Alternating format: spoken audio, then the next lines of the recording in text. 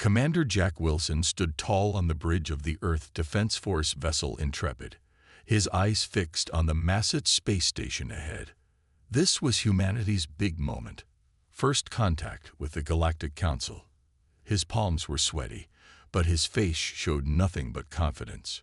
"Beginning docking procedure, Commander," said his pilot, Officer Ben Miller.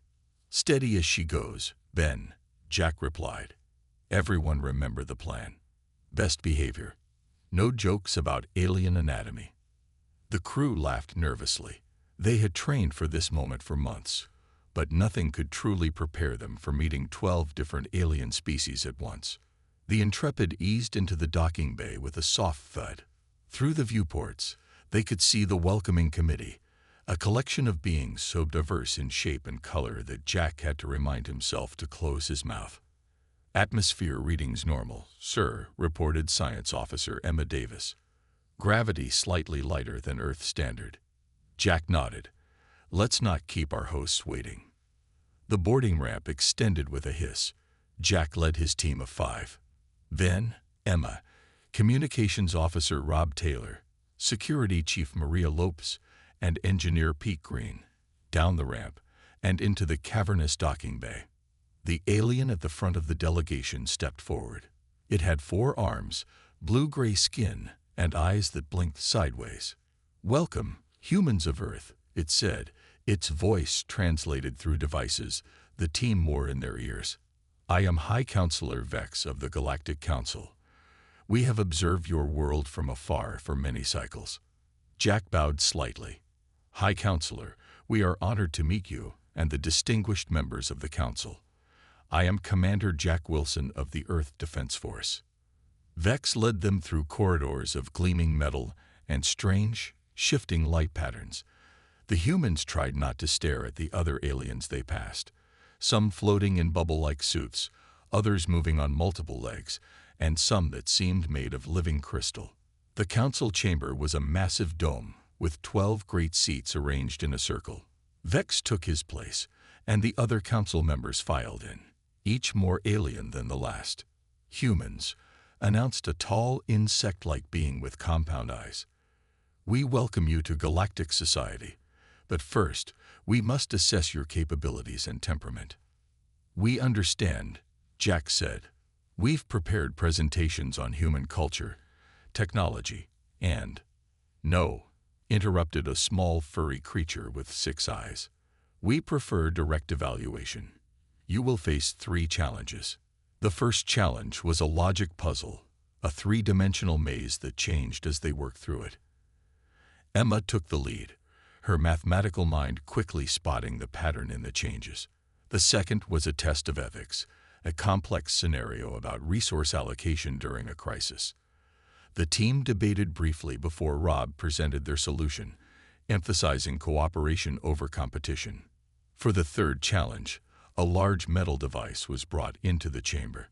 "This is a standard power coupling for most council vessels," explained a gaseous alien contained in a floating orb. "It has been deliberately sabotaged. Repair it." Pete examined the device. It was unlike anything humans had built, with components that seemed to phase in and out of reality and power conduits that twisted in impossible ways. "Sir," Pete whispered to Jack, "I don't even understand how this thing works, let alone how to fix it." Jack looked at the waiting council members, their alien faces unreadable. This was the moment that would define humanity's place in the galaxy. He grinned and clapped Pete on the shoulder. "This will be fun." The words had barely left his mouth when a strange tension filled the room. Several council members shifted in their seats. One made a sound like a high-pitched whistle. Another's skin changed color rapidly. Vex leaned forward. "What did you say, Commander?" "I said this will be fun," Jack repeated, confused by the reaction. "It's just an expression. It means we enjoy a good challenge." Dr. Lisa Reed sat in her dimly lit office, surrounded by screens displaying alien language patterns. For 3 weeks since humanity's first contact with the Galactic Council, she had been analyzing every recorded interaction between humans and aliens. Something strange kept happening, and she was determined to find out what. She played the footage again. The scene showed a human engineer and an alien technician working on a shared project. The human said, "This circuit design is tricky, but this will be fun to figure out." The alien immediately stepped back, made a strange gesture with its upper limbs, and requested reassignment within the hour. "Computer, mark timestamp and add to the pattern file," Lisa said, rubbing her tired eyes. The computer beeped. Pattern file updated. Total incidents, 27. 27 times. 27 instances where humans uttered some version of "this will be fun," and aliens reacted with what appeared to be alarm or distress. It couldn't be coincidence. Lisa gathered her data tablet and headed to Admiral Tom Brooks' office. The Admiral had been coordinating humanity's new role in galactic affairs and needed to know about this. "Come in, Dr. Reed," called the Admiral when she knocked. He was a large man with a gray beard and eyes that missed nothing. "What's so urgent?" "Sir, I've identified a pattern in alien behavior that I think you should see." Lisa placed her tablet on his desk and played a compilation of incidents. The Admiral watched with growing interest as the scenes played out. Different aliens, different situations, but the same human phrase and similar reactions each time. When the video ended, Admiral Brooks chuckled. "They're spooked by 'this will be fun.' Maybe they don't understand what fun is." "With respect, sir, I don't think it's that simple. Their universal translators are working correctly. Something about that specific phrase triggers a deeply negative response." The Admiral leaned back in his chair. "Any theories?" "Not yet. But if we're going to work with these species long-term, we should understand why something so harmless to us causes them distress." Brooks nodded slowly. "All right, Dr. Reed. This is now your priority. Find out what's going on." And he added with a thoughtful look, "Determine if this could be useful information." Lisa left with her new assignment, both excited and concerned. What did the aliens hear when humans expressed enthusiasm for a challenge? 3 days later, Lisa was on a video call with Commander Jack Wilson aboard the Intrepid, which was now stationed at the Galactic Council headquarters. "I need you to test something for me, Commander," Lisa explained. "In your next meeting with Council representatives, use the phrase, 'This seems interesting,' instead of 'this will be fun,' and record their reactions." Jack nodded. "Will do, Doctor. Though I should mention that several planned joint exercises have been canceled in the past week. The aliens claim scheduling conflicts, but it feels like avoidance." The next day, Lisa received new footage from Jack and several other human representatives working with aliens. The results were clear. Interesting produced no negative reactions, but fun, or especially "this will be fun," caused immediate discomfort. While reviewing the latest videos, Lisa noticed something she had missed before. After a human said the phrase during a technical demonstration, she zoomed in on an alien observer in the background. Its mouth parts were moving in what appeared to be a silent chant or prayer. "Computer, enhance audio and isolate that alien's voice." The computer worked for a moment, then played a faint sound. The alien was repeating a phrase in its native language. Lisa sent the audio to the linguistics database. The translation came back, "Not the joyful hunters." Not again. Joyful hunters. Lisa's heart raced as she began searching through the xenobiology and history files the Council had shared with Earth. Most were heavily redacted or provided only basic information, but one ancient text mentioned a predatory species from long ago. She gasped when she found it. A reference to creatures called "those who hunt with joy" in one translation. The physical description was incomplete, but what was there sent a chill down her spine.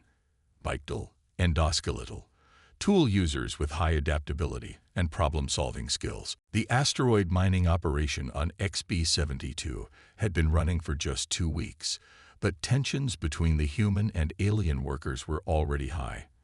The humans thought the aliens were too cautious, taking 3 safety checks where 1 would do. The aliens thought the humans were reckless, always looking for shortcuts. Mike Johnson wiped sweat from his brow as he calibrated the laser drill.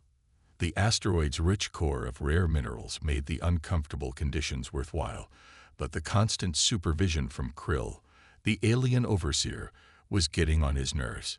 "Human Mike, your angle is 0.3 degrees off optimal," Krill said, his four eyes blinking in sequence.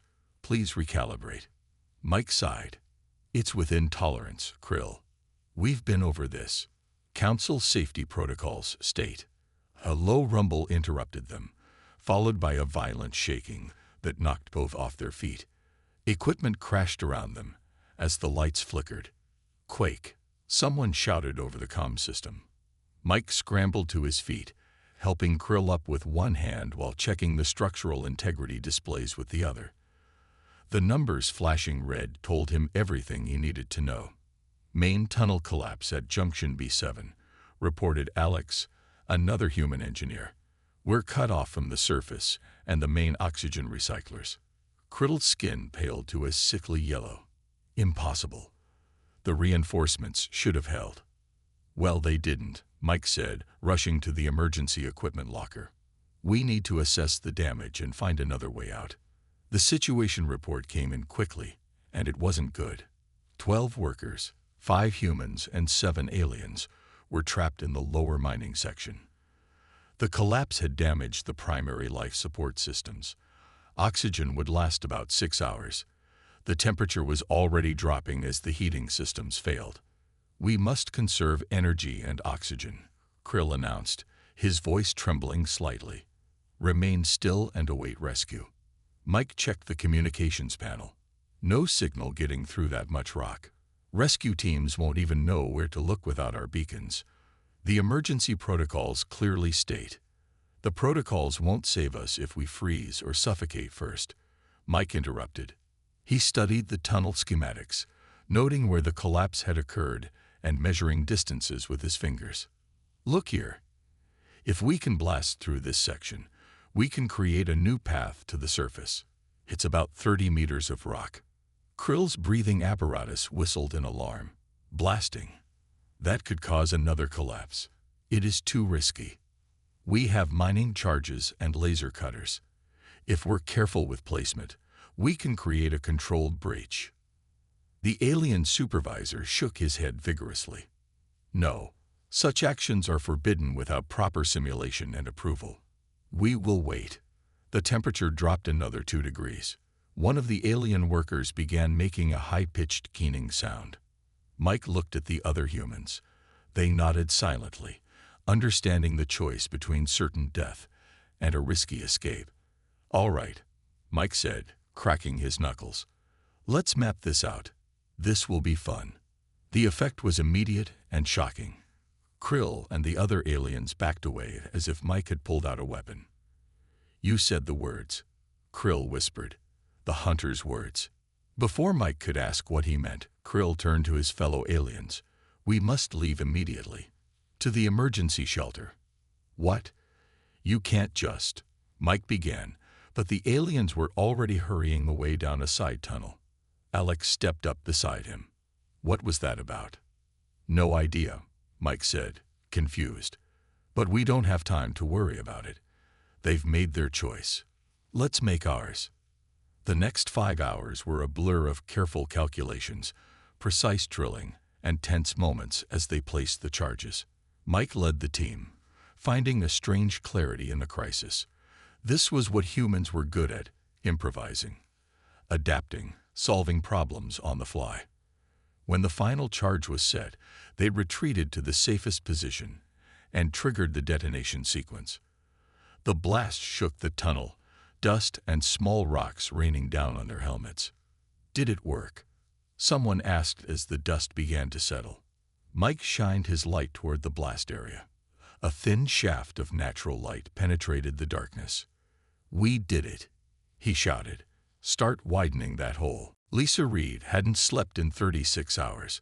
Her office was a mess of data tablets, coffee cups, and printouts of ancient alien texts. After discovering the reference to the joyful hunters, she had dived deeper into the archives the Galactic Council had shared with Earth. Most files were restricted, but her status as chief xenolinguist granted her access to historical records that others couldn't see. What she found disturbed her deeply. The terminal chimed, indicating that her translation program had finished processing another ancient document. This one came from the archives of the Vex species, dating back over 50,000 years. "Computer, display results," Lisa said, her voice hoarse from lack of sleep. The screen filled with images and text. Unlike previous fragments, this was a complete historical account, a warning passed down through generations. According to the text, the species known as those who hunt with joy appeared suddenly in the galaxy around 80,000 years ago. They were physically unimpressive compared to other species. No natural weapons, average strength, unremarkable speed. But they possessed something more dangerous. They enjoyed solving problems and overcoming obstacles that would terrify other species. The document included a crude illustration that made Lisa's blood run cold. The creature was unmistakably humanoid. 2 arms, 2 legs, standing upright, with a head featuring forward-facing eyes. "It can't be," she whispered, but the evidence was becoming harder to ignore. She continued reading. The ancient predators would announce their intent with a phrase that multiple species recorded similarly, a declaration that the challenge ahead would bring them pleasure. They used tools and strategies in ways other species couldn't predict, treating deadly situations as games to be won. Then, approximately 70,000 years ago, they vanished. The prevailing theory was that they had destroyed themselves through their love of risk. Some believed they had simply moved on to another region of space. A few texts mentioned a genetic plague that might have wiped them out. Lisa's hands trembled as she opened another file. The genetic profiles the Council had collected from Earth's various species during initial scans. She compared them to the fragmentary DNA information recovered from archaeological sites mentioned in the texts. The match wasn't perfect, but the similarities were too great to be coincidental. Humans shared several key genetic markers with the ancient hunters. Her communicator beeped. Admiral Brooks wanted an update. When the Admiral's face appeared on the screen, he looked concerned. "Dr. Reed, you've missed 2 scheduled reports. What have you found?" Lisa took a deep breath. "Sir, I believe I know why the aliens react so strongly to the phrase, 'this will be fun.' They think we're related to an extinct predatory species that terrorized the galaxy thousands of years ago." She sent him the files as she spoke, watching his expression change from skepticism to shock as he viewed the evidence. "Are we related to these joyful hunters?" he asked finally. "The genetic evidence suggests a connection, yes, but there's more." She pulled up the timeline. The hunters disappeared from galactic records approximately 70,000 years ago. That coincides with something in human history, the Toba catastrophe, which created a genetic bottleneck in human evolution. Our population was reduced to perhaps a few thousand individuals. The Admiral was silent for a long moment. "You think these hunters came to Earth? Or they were already from Earth? The earliest spacefaring members of our species, perhaps, who went out, caused havoc, and then either returned or died out, leaving only their earthbound relatives, us, to evolve in isolation." "If you're right," Brooks said slowly, "then no wonder the Council species are nervous around us. They think the galaxy's most feared predator has returned." Lisa nodded, "And every time we say this will be fun, we're unknowingly echoing the hunting cry of a species they've feared for millennia." "Does the Council know about this connection?" "I don't think so. Not yet. Their historical records are fragmented, and human DNA wasn't fully analyzed during first contact. But they clearly suspect something." The Admiral's face hardened. "We need to bring this to the Council immediately. Control the narrative before someone else makes the connection and creates panic." The emergency session of the Galactic Council had been going for 6 hours straight. The massive chamber, designed to accommodate 12 different species with wildly different environmental needs, hummed with tension. Admiral Brooks stood at the center, maintaining his composure even as accusations flew from all sides. The genetic evidence is undeniable, declared Counselor Ziv, a crystalline being whose body sparkled under the chamber lights. These humans share 86% of key markers with the joyful hunters. They must be quarantined until we determine the extent of the threat. 86% is not 100%. Admiral Brooks countered. Many species share genetic similarities without sharing behaviors.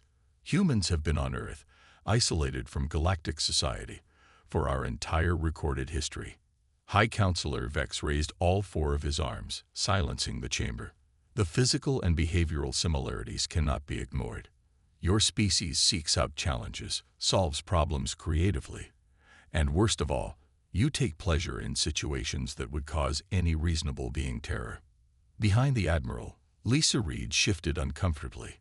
Her research had been presented to the Council that morning, causing immediate panic. Now the fate of humanity hung in the balance.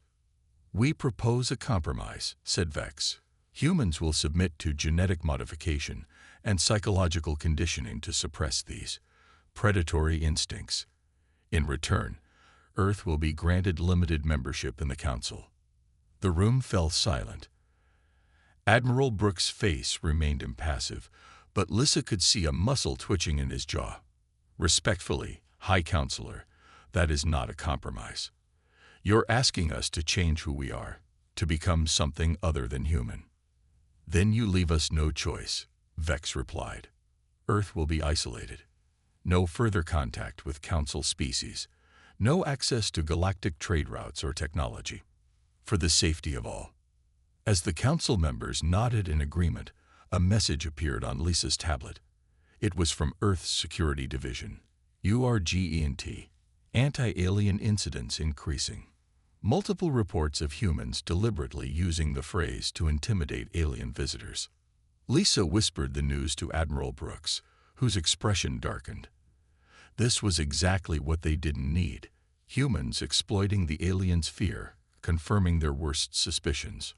"High Counselor," Brooks said suddenly, "before you make your final decision, I request the right to demonstrate that human creativity and problem-solving are assets, not threats." Vex tilted his head. "What do you propose?" "A series of challenges. Tests designed by the Council to prove that humans can use our unique abilities to benefit galactic society, not harm it." Murmurs spread through the chamber. A small furry counselor named Trill spoke up. "And if you fail these tests, then we will accept isolation," Brooks said firmly. "But if we succeed, we ask for full acceptance into the Council, without modification or conditioning." The counselors conferred among themselves, their translators switching off to allow private discussion. Lissa used the moment to update the Admiral on the situation back home. "It's getting worse, sir. Some humans are deliberately provoking aliens by saying this will be fun and recording their reactions. The videos are going viral." Brooks cursed under his breath. "Contact Earth immediately. I want those videos removed and the perpetrators identified. Make it clear that anyone compromising our position with the Council will face severe consequences." Before Lisa could respond, the Council's translators reactivated. "We accept your proposal, Admiral Brooks," announced Vex. "Each Council species will design one challenge reflecting a crisis we have faced. You will select a team of 7 humans to attempt these challenges. You have 1 standard month to prepare." "Thank you, High Counselor," Brooks said with a slight bow. As they left the chamber, Commander Jack Wilson was waiting for them in the antechamber, his face grim. "I heard," he said, 12 impossible challenges designed by species who fear us." "Not impossible," Brooks replied. "Just difficult enough to prove our worth or confirm their fears." Jack Wilson stood with his team at the entrance to the first challenge arena.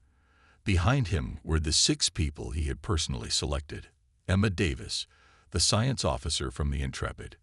Pete Green, the engineer who had helped fix the alien device during first contact. Dr. Maria Lopez, now head of security. Ben Miller, the pilot with reflexes faster than anyone Jack had ever seen. Rob Taylor, communications expert and diplomat. And Dr. Lisa Reed, whose research had uncovered the truth about the joyful hunters. "Remember," Jack said quietly, "our future depends on showing them that our problem-solving skills are a benefit, not a threat." The massive doors slid open, revealing a vast chamber filled with what appeared to be a labyrinth. The walls were transparent, allowing the council members watching from above to see everything. High Counselor Vex's voice echoed through the chamber. "The first challenge comes from the Trill species. This maze reconfigures itself continuously based on the movements of those inside it. No Trill has ever completed it alone. The average success rate for teams is 1 in 20. Jack nodded to his team. "Stay close. Ben, you take point. Your spatial awareness is our best asset here." They entered the maze, and immediately the transparent walls began to shift. Ben called out directions, guiding them through the constantly changing paths. Twice they nearly got separated as walls suddenly appeared between team members. "It's responding to our movements," Emma observed. "Not randomly. It's trying to divide us." Lisa studied the patterns. "The walls move faster when we move faster. If we slow down, maybe it will too." They tried it, moving with deliberate care, and found that the maze's changes became more predictable. But after an hour, they were still nowhere near the center. "This isn't working," Jack said. "We need a different approach." Pete had been quiet, studying the walls themselves. "These aren't solid," he said suddenly. "They're energy fields. Look how they shimmer at the edges." Maria ran her hand near one wall, feeling a slight resistance. "He's right. They're force fields of some kind." "Can we disrupt them?" Jack asked. Pete pulled a small device from his pack. "This is a harmonic resonator we use for mining. If I can find the right frequency." The council members above began to murmur as Pete worked on his device. This wasn't what they had expected, not brute force, but a technical solution. When Pete activated the resonator, the nearest wall flickered. "Got it," he exclaimed. "The walls operate on a quantum frequency of 12.7 megahertz. "Can you create a path?" Jack asked. "Better," Pete replied with a grin.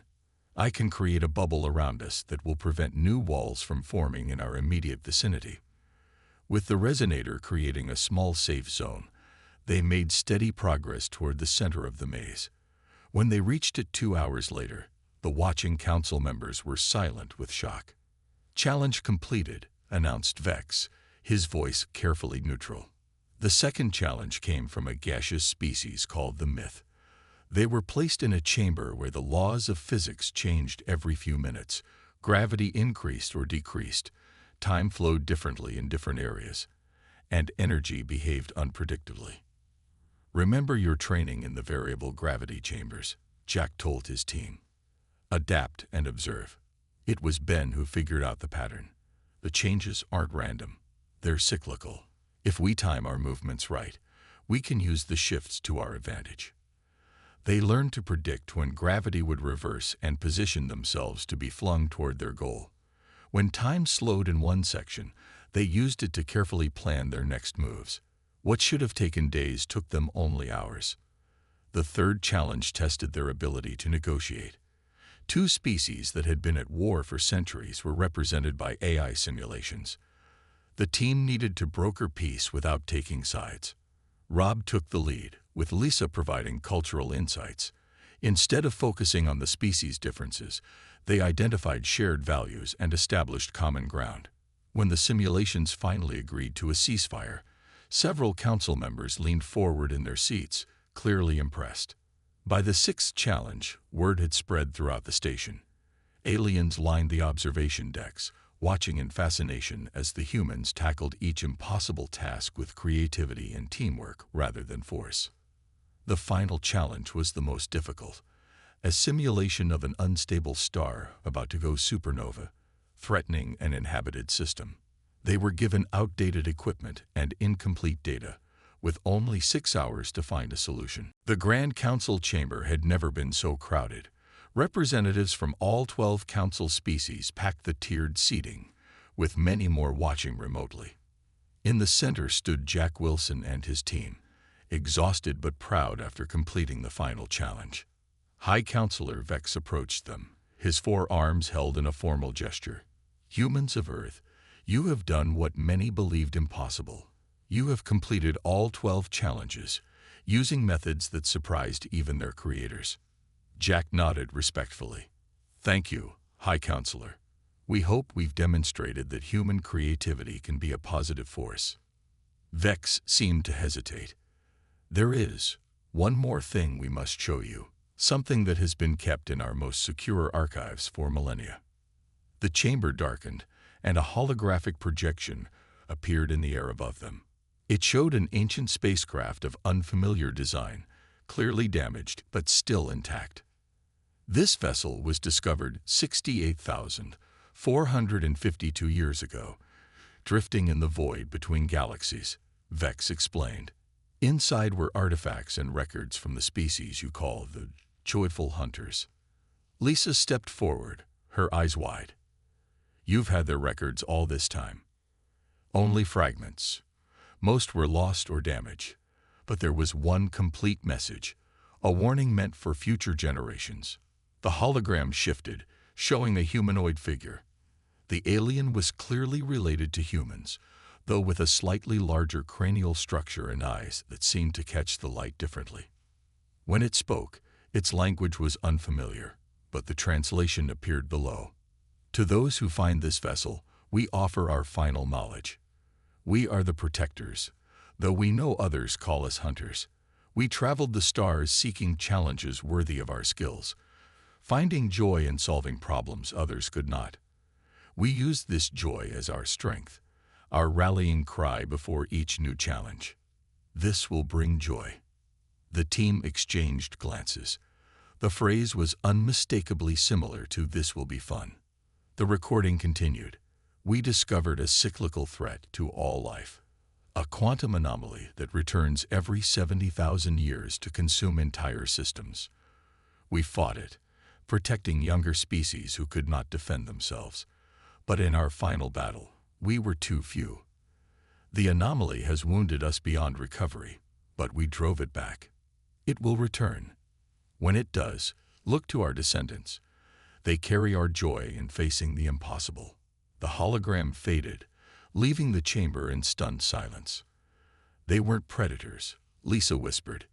"They were protectors." "The phrase wasn't a threat," added Emma. "It was a declaration of purpose." Vex's skin had paled. "We misunderstood. For millennia, we feared the return of the hunters, never realizing they had sacrificed themselves to save the galaxy." Suddenly, alarms blared throughout the chamber.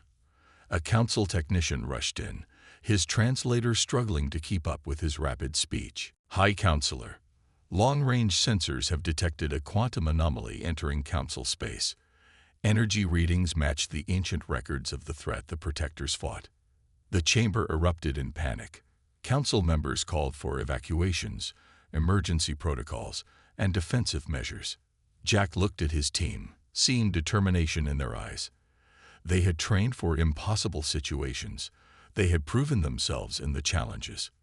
This was what humans did best. "High Counselor," Jack said, raising his voice above the chaos. "Let us see the sensor data." Vex hesitated only briefly before transferring the information to their tablets. The team huddled together, analyzing the readings as the council's panic continued around them. "It's similar to a quantum singularity, but it's feeding on energy rather than matter," Emma said. "The path it's taking, it's not random," added Ben. "It's heading for populated systems." Jack's mind raced through possibilities, drawing on everything they had learned from the challenges. If it feeds on energy, maybe we can create a more tempting target, lead it away from inhabited worlds. "Or overload it," Pete suggested. "Give it more than it can handle." As they rapidly outlined a plan, Jack realized the chamber had gone quiet. The council members were watching them with a mixture of fear and hope. Jack stood tall and addressed the council. "This threat is what the protectors, our ancestors, fought against. Now it's our turn." He couldn't help the smile that spread across his face as he added, "This will be fun." This time, Instead of recoiling, Vex stepped forward. "What do you need from us, Commander Wilson?" "Everything you have. Ships, energy sources, your best scientists. We have work to do." As the council mobilized, Lisa moved beside Jack. "You know what this means, don't you? Humans aren't descended from the joyful hunters. We are the joyful hunters, or rather, the protectors. We're what remained after they sent their best to fight the anomaly." Jack nodded. "And now we've returned to the stars, just when that same threat is back." Around them, humans and aliens were already working together, planning and preparing. The phrase that had once caused fear now inspired hope. The joy humans found in facing challenges, the very thing that had frightened the council, might be exactly what would save them all. The galaxy was about to learn what happened when humans said that this will be fun, and truly meant it.